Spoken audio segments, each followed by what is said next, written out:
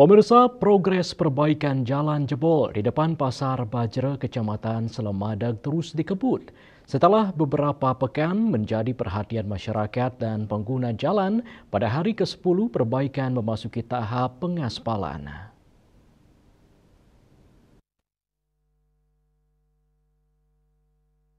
Pantauan di lapangan Senin 17 Juli, pengerjaan telah memasuki persiapan proses pengaspalan lapisan ACBC yang akan dimulai pada pukul 14.00 WITA.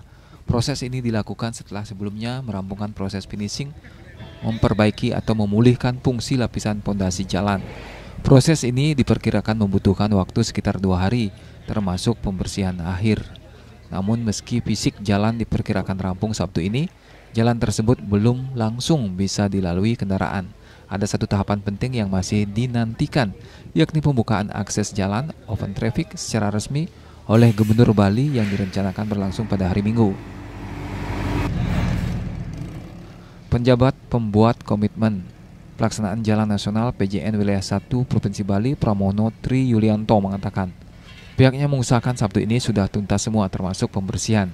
Setelah itu tinggal menunggu arahan Bapak Gubernur untuk buka akses jalan. Masyarakat pengguna jalan Bajra Selemadag diimbau untuk bersabar. Jika tidak ada kendala cuaca maupun teknis, akses utama yang sempat lumpuh karena ambles itu akan kembali normal dalam hitungan hari. Manik Bisnis Bali melaporkan.